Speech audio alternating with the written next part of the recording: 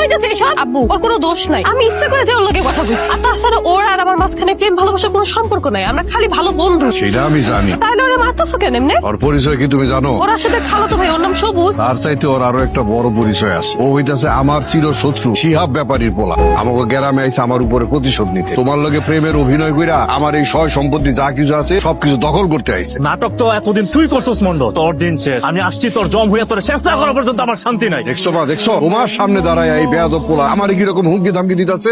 আমি তোমারে কত ভালো মানুষ মনে করছিলাম, আর তুমি তুমি আমার পরিবারের উপর বদনাম নেওয়ার লিগা আমার সাথে মিথ্যা অভিনয় করছো। আগে তুমি জানো না তোমার বাবা কতটা খারাপ আর কতটা নির্মম। তুমি যদি তোমার বাবার কুকীর্তির খবর জানতে, তাহলে তুমি নিজ হাতে তোমার বাবার গলা টিপে মেরে ফেলতে। চুপ করো, আর একটা খারাপ কথা তুমি আমার আব্বুর নামে বলবা। আমি জানি আমার আব্বু অনেক ভালো মানুষ। তোমার বাবা ভালো মানুষ, আর তোমার বাবা যদি ভালো মানুষ হয়ে থাকে তাহলে পৃথিবীর আর একটা মানুষও ভালো নয়, সব মানুষ খারাপ। এই তোমার বাবার জন্য আমার পরিবারটা নষ্ট হয়ে গেছে, ধ্বংস হয়ে গেছে, আমি নিঃস্ব হয়ে গেছি, আমি এতিম হয়ে গেছি। আর পরবর্তী তুমি তোমার